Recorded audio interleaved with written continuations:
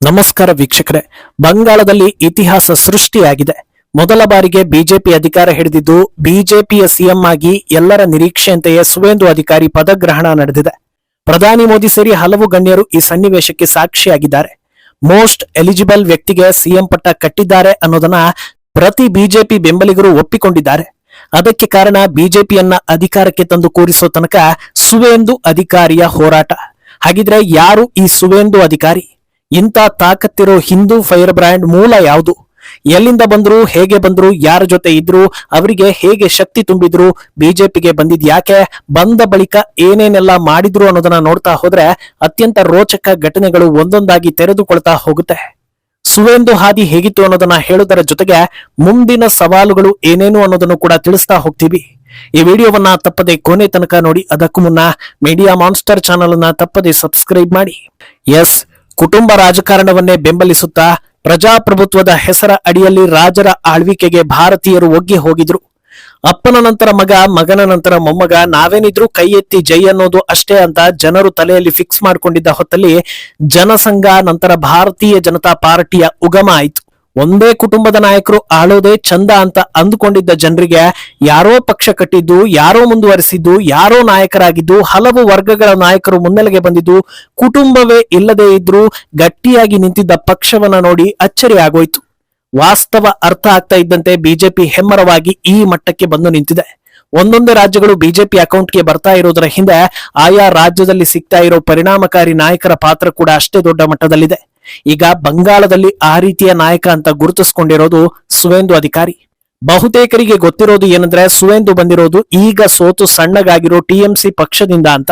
ಅದಕ್ಕೂ ಹಿಂದೆ ಹೋಗೋದಾದ್ರೆ ಸುವೇಂದು ಕುಟುಂಬದಿಂದ ಶುರು ಮಾಡ್ಬೇಕಾಗತ್ತೆ. ರಾಜಕೀಯ ಕುಟುಂಬದಿಂದಲೇ ಬಂದಿರೋ ಸುವೇಂದು ತಂದೆ ಶಿಶಿರ್ ಅಧಿಕಾರಿ ಬಂಗಾಳದಲ್ಲಿ ಶಾಸಕ ಹಾಗೂ ಲೋಕಸಭಾ ಸದಸ್ಯರಾಗಿದ್ದವರು.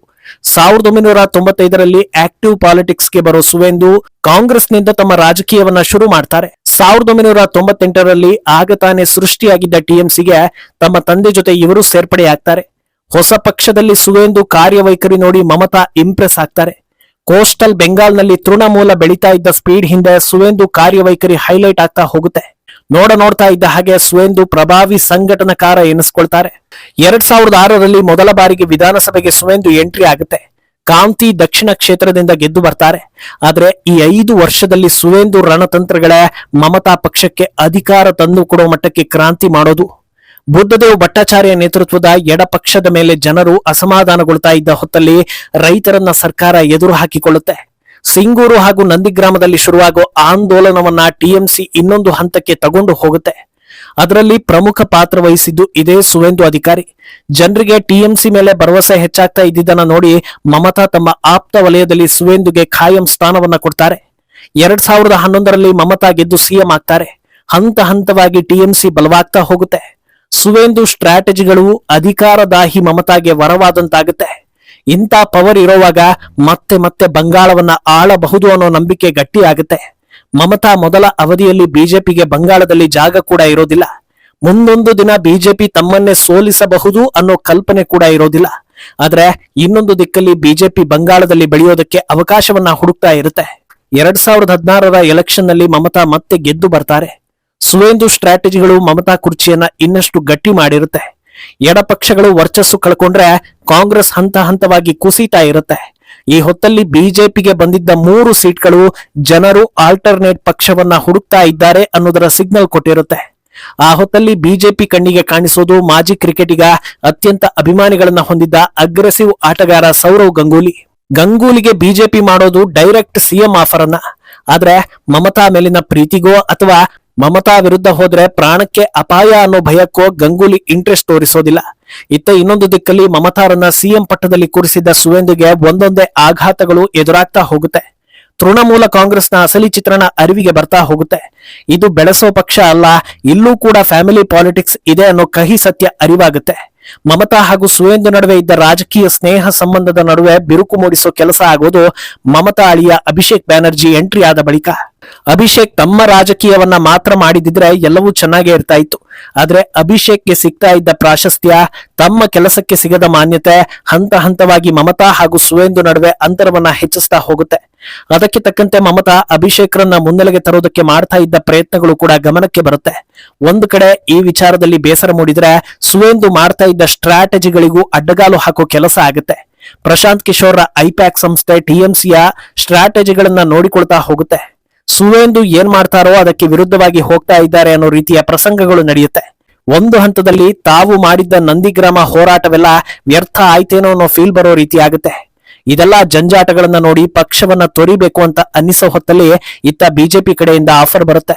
ಬಾರದ ಗಂಗೂಲಿಗೆ ಕಾಯೋ ಬದಲು ಸುವೇಂದುರನ್ನ ಕರ್ಕೊಂಡು ಬರೋದು ಸೂಕ್ತ ಅಂತ ಗಾಳ ಹಾಕ್ತಾರೆ. ಮೊದಲೇ ಮಮತಾ ಪಕ್ಷದ ಕರಾಳತೆ ಕಂಡು ಎಕ್ಸಿಟ್ ಗೇಟ್ ನೋಡ್ತಾ ಇದ್ದ ಸುವೇಂದು ಮರು ಮಾತನಾಡದೆ ಬಿಜೆಪಿಗೆ ಜಂಪ್ ಮಾಡ್ತಾರೆ. ಆ ಹೊತ್ತಲ್ಲಿ ಮಂತ್ರಿ ಸ್ಥಾನವನ್ನು ತೊರೆದು ಬಂದು ಆಕ್ರೋಶವನ್ನ ಹೊರ ಹಾಕ್ತಾರೆ. 2020ರಲ್ಲಿ ಸುವೇಂದು ಪಕ್ಷಕ್ಕೆ ಬಂದಾಗ ಎಲೆಕ್ಷನ್ಗೆ ಇನ್ನೊಂದೇ ವರ್ಷ ಬಾಕಿ ಇರುತ್ತೆ. ಮಮತಾರನ್ನ ಸೋಲಿಸಬೇಕು ಅನ್ನೋ ಕಾರಣಕ್ಕೆ ಸುವೇಂದುರನ್ನ ಮುಂದೆ ಬಿಟ್ಟು ಅಟ್ಯಾಕ್ ಶುರು ಮಾಡ್ತಾರೆ. ಪರಿಣಾಮ 2021ರ ಎಲೆಕ್ಷನ್ ನಲ್ಲಿ ಬಿಜೆಪಿಗೆ ಬಂದಿದ್ದು 77 ಸೀಟ್ಗಳು. ಅದು ಎಲ್ಲಿಂದ? ಕೇವಲ 3ರಿಂದ 77ಕ್ಕೆ. ಅಧಿಕೃತವಾಗಿ ವಿಪಕ್ಷದಲ್ಲಿ ಕೂತು ಮಮತಾಗೆ ಸವಾಲು ಹಾಕ್ತಾರೆ. ಆದರೆ ಆ ಹೊತ್ತಲ್ಲಿ ಮಮತಾ ಪಕ್ಷಕ್ಕೆ 216 ಸೀಟ್ ಬಂದಿದ್ರಿಂದ ಬಂಗಾಳದಲ್ಲಿ ಆದ ಬದಲಾವಣೆ ಎಲ್ಲೂ ಕೂಡ ಹೈಲೈಟ್ ಆಗೋದಿಲ್ಲ. ಇಂಟ್ರೆಸ್ಟಿಂಗ್ ವಿಚಾರ ಅಂದ್ರೆ, ಅದೇ ನಂದಿಗ್ರಾಮದಲ್ಲಿ ಸುವೇಂದು ಅಧಿಕಾರಿ ಮಮತಾರನ್ನ ಸೋಲಿಸಿ ತಮ್ಮ ಪರಾಕ್ರಮವನ್ನ ತೋರಿಸಿರ್ತಾರೆ. ಸುವೇಂದು ಎಂಟ್ರಿಯಿಂದ ಆದ ಬದಲಾವಣೆ ಕಂಡು ಬಿಜೆಪಿ ಕಾನ್ಫಿಡೆನ್ಸ್ ಹೆಚ್ಚಾಗುತ್ತೆ. ಯಾಕಂದ್ರೆ ಒಂದು ಕಡೆ ಸುವೇಂದು ಕಾಂಗ್ರೆಸ್ನಿಂದ ಶುರು ಮಾಡಿದ್ರು, ಕಾಂಗ್ರೆಸ್ ಅನ್ನ ಮೀರಿಸಿ ಟಿಎಂಸಿಯನ್ನ ಬೆಳೆಸಿದ್ರು, ಎಡಪಕ್ಷಗಳನ್ನ ಬದಿಗೊತ್ತಿ ಮಮತಾ ಪಕ್ಷ ಗೆಲ್ಲಿಸೋದಕ್ಕೆ ಎಲ್ಲಾ ಸ್ಟ್ರಾಟಜಿ ಮಾಡಿದ್ರು. ಯಾವ ಕಾರಣದಿಂದ ಮಮತಾ ಗೆದ್ರು, ಹಾಗೆ ಯಾವ ಕಾರಣಕ್ಕೆ ಮಮತಾರನ್ನ ಸೋಲಿಸೋದಕ್ಕೆ ಆಗ್ತಾ ಇಲ್ಲ ಅನ್ನೋದನ್ನ ಬಹಳ ಚೆನ್ನಾಗಿ ಅರ್ಥ ಮಾಡ್ಕೊಂಡಿದ್ರು. ಬಂಗಾಳದಲ್ಲಿ ಮಮತಾ ಸೋಲ್ಬೇಕು ಅಂದ್ರೆ ಹಿಂದುತ್ವ ಎದ್ದೇಳಲೇಬೇಕು ಅನ್ನೋದನ್ನ ಅರ್ಥ ಮಾಡ್ಕೊಂಡ್ರು. 2021ರಿಂದ 2026ರ ಅವಧಿಯಲ್ಲಿ ತಾವೇ ಕಟ್ಟಿದ್ದ ಟಿಎಂಸಿ ಕೋಟೆಯನ್ನ ಹೇಗೆ ಉರುಳಿಸಬೇಕು ಅನ್ನೋದನ್ನ ಅಚ್ಚುಕಟ್ಟಾಗಿ ಮಾಡ್ತಾ ಬಂದ್ರು. ಹೊರ ಜಗತ್ತಿಗೆ ಅಭಿಷೇಕ್ ಬ್ಯಾನರ್ಜಿ ಅಥವಾ ಮಮತಾ ಅತ್ಯಂತ ಪ್ರಭಾವಿಗಳಂತೆ ಕಾಣಿಸಿದ್ರು, ಅವರ ಸ್ಟ್ರಾಂಗ್ ಹೋಲ್ಡ್ ನಲ್ಲಿ ಜನಸಾಮಾನ್ಯರ ಜೊತೆ ಸುವೇಂದು ಕನೆಕ್ಷನ್ ಗಾಢವಾಗಿತ್ತು. ಓಲೈಕೆ ಮಾಡೋ ಮಮತಾ ಬೆನ್ನಿಗೆ ಅಕ್ರಮ ಬಾಂಗ್ಲಾ ವಲಸಿಗರು ಹಾಗೂ ಅವರನ್ನ ಸಾಕುವವರು ನಿಂತಿದ್ರೆ, ಇನ್ನೊಂದು ಕಡೆ ಮೂಲ ನಿವಾಸಿಗಳಿಗೆ ಏನ್ ಬೇಕು ಅನ್ನೋದನ್ನ ಸುವೇಂದು ಮಾಡಿದ್ರು. 2026ರ ಚುನಾವಣೆಗೆ ಧುಮುಕೋ ಮುನ್ನವೇ ಹಿಂದುತ್ವ ಬಲಗೊಳಿಸೋದು ಹೇಗೆ ಅನ್ನೋ ತಂತ್ರಗಾರಿಕೆ ಜೊತೆ ಬಂದ ಸುವೇಂದು, ಹಿಂದೂಗಳು ಒಟ್ಟಾದರೆ ಮಾತ್ರ ಉಳಿಗಾಲ, ಇಲ್ಲ ಅಂದ್ರೆ ಇಲ್ಲ ಅನ್ನೋದನ್ನ ಜನರಿಗೆ ಅರಿವು ಮೂಡಿಸಿದ್ರು. ಬಂಗಾಳದಂತ ರಾಜ್ಯದಲ್ಲಿ ಮಮತಾರನ್ನ ಸೋಲಿಸೋದು ಹೇಗಪ್ಪ, ಮತ್ತೆ ಮತ್ತೆ ಅವರೇ ಗೆಲ್ತಾರೆ, ದನಿ ಏರಿಸಿದ್ರೆ ಹೆಣವಾಗ್ತೀವಿ ಅನ್ನೋ ಭಯ ಜನರಲ್ಲಿ ಗಟ್ಟಿಯಾಗಿ ಬೇರೂರಿತ್ತು. ಆಗ ಸುವೇಂದು ಹೇಳಿದ್ದು, ಕೇವಲ 5% ಹಿಂದೂಗಳು ಒಟ್ಟಾದರೂ ಸಾಕು, ಮಮತಾಗಿಂತ ಒಂದು ಹೆಜ್ಜೆ ಮುಂದಕ್ಕೆ ಹೋಗಿ ನಿಲ್ಬಹುದು. ಆದ್ರಿಂದ ಹಿಂದೂಗಳೆಲ್ಲ ಒಗ್ಗೂಡಿ ಒಂದು ಸಲ ಬದಲಾವಣೆ ತರೋಣ ಅಂತ ಕರೆ ಕೊಟ್ರು. ಅದರ ಬೆನ್ನಲ್ಲೇ ಬಿಜೆಪಿ ನಡೆಸೋ ಎಲ್ಲಾ ರ್ಯಾಲಿ ಹಾಗೂ ಕಾರ್ಯಕ್ರಮಗಳಲ್ಲೂ ಜೈ ಶ್ರೀರಾಮ್ ಮಹಾದೇವ ಅನ್ನೋ ಘೋಷವಾಕ್ಯ ಮ್ಯಾಂಡೇಟ್ ಆಯ್ತು. ಹಿಂದೂ ಜನರು ಒಗ್ಗೂಡ್ತಾ ಇದ್ದಾರೆ ಅನ್ನೋದು ಕಣ್ಣಿಗೆ ಕಾಣಿಸ್ತಾ ಇದ್ದ ಹಾಗೆ ಈ ಬಾರಿ ದೊಡ್ಡ ಕ್ರಾಂತಿ ಆಗುತ್ತೆ ಅನ್ನೋ ಸಿಗ್ನಲ್ ಹೈಕಮಾಂಡ್ಗೂ ಸಿಕ್ತು. ಅಲ್ಲಿಂದ ಮುಂದಿನ ಅಗತ್ಯ ಕ್ರಮಗಳು ಅಂದ್ರೆ ಗೂಂಡಾಗಿರಿ ನಿರ್ವಹಣೆ. ಮಮತಾಗೆ ಹೆದರಿ ಜನರು ವೋಟ್ ಹಾಕೋದಕ್ಕೆ ಬರ್ತಿಲ್ಲ ಅನ್ನೋ ಪರಿಸ್ಥಿತಿ ಇರುವಾಗ ಎಲೆಕ್ಷನ್ ಕಮಿಷನ್ ಬಹಳ ಕಟ್ಟುನಿಟ್ಟಾಗಿ ಹೆಜ್ಜೆ ಇಡ್ತು. ಕೇಂದ್ರ ಸಹಕಾರ ಕೊಡ್ತು. ಗಲಭೆ ಘರ್ಷಣೆಗಳ ನಡುವೆ ಜನರು ದೊಡ್ಡ ಮಟ್ಟದಲ್ಲಿ ವೋಟ್ ಹಾಕಿ ಬಿಜೆಪಿಯನ್ನ ಗೆಲ್ಲಿಸ್ತಾರೆ. ಈಗ ಹೋರಾಟಗಾರನಿಗೆ ಸಂದ ಬಹುಮಾನದಂತೆ ಸುವೇಂದು ಪಟ್ಟಾಭಿಷೇಕ ನಡೆದಿದೆ. ಬಾಂಗ್ಲಾ ಆಗೋ ಹಂತದಲ್ಲಿದ್ದ ಬಂಗಾಳವನ್ನ ಎಲ್ಲಾ ಆಯಾಮದಲ್ಲೂ ಬದಲಿಸೋ ದೊಡ್ಡ ಜವಾಬ್ದಾರಿ ಸುವೇಂದು ಮೇಲಿದೆ. ಕೇಂದ್ರ ಕೂಡ ಗಮನ ಹರಿಸಲಿದ್ದು, ಇನ್ನ5 ವರ್ಷದಲ್ಲಿ ಗಮನಾರ್ಹ ಬದಲಾವಣೆ ನಿರೀಕ್ಷೆ ಇದೆ. ಮುಂದೇನಾಗುತ್ತೆ ಅನ್ನೋದನ್ನ ಕಾದು ನೋಡ್ಬೇಕು.